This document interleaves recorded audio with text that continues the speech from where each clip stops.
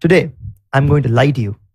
And I'm going to lie to you in a way where it's going to be challenging for you to find out which of them are lies and which of them are not lies. So the astute ones amongst you will begin to understand what exactly when I'm saying I'm going to lie. Let's begin. When I was in 7th standard, they told me that light is a ray.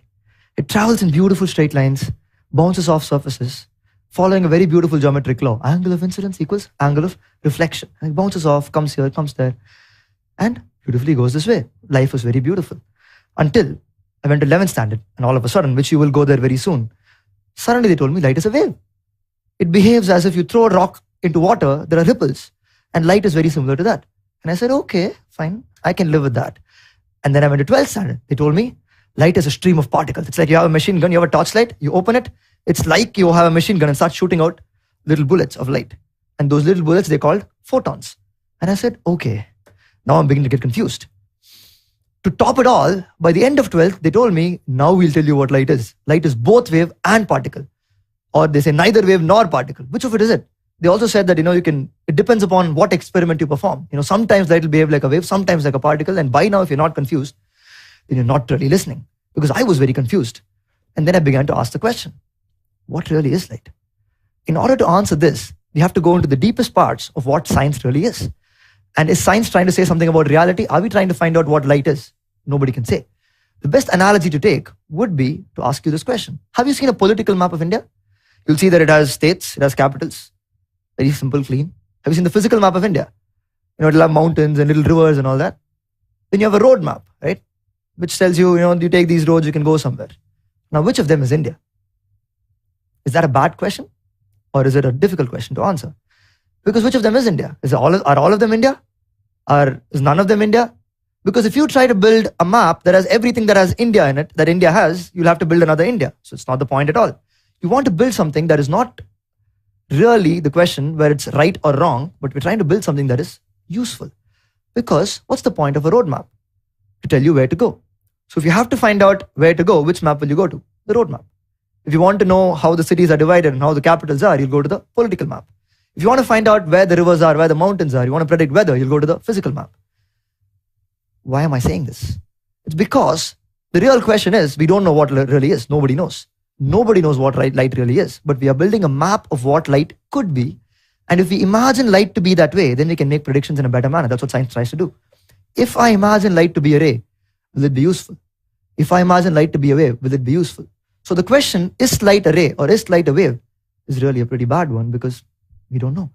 So when is light as a ray useful? If you want to build and find images, you want to build a telescope, you want to build a microscope, imagining light to be a ray works really well.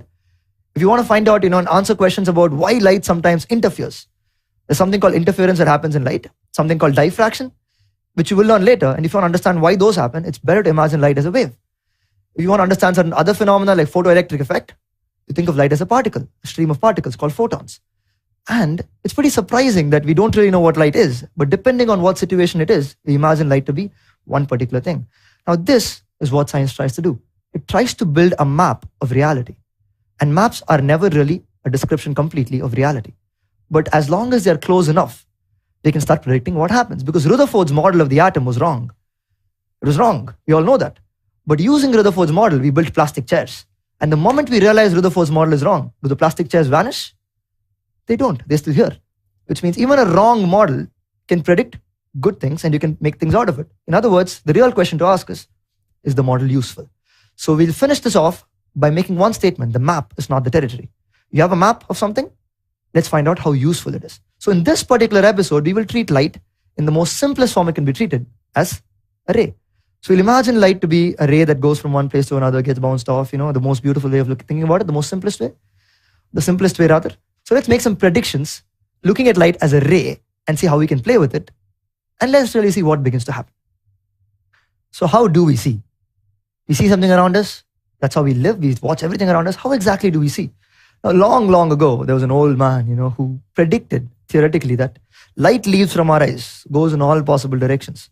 And when it hits something, light comes back to our eyes. And then when the light comes back to us, we see. Isn't there a problem here? Because somebody switches off the lights, we're not able to see. If light goes out from our eyes, then we must be able to see whether there is outside light or not. So he wasn't the brightest candle on the cake. But now we know that there must be some way in which we are seeing, because we always need something called the source. Otherwise, we can't just see things. So we need a source. We have a receptor called our eye. The light starts from the source, hits something, and comes back into our eye, and that's how we see. So all seeing happens using reflection, and we already know this. And typically, it's going to be irregular reflection, because some objects reflect regularly. You know this. And some objects reflect irregularly. All the objects we see around us, except heavily polished surfaces, are going to reflect irregularly.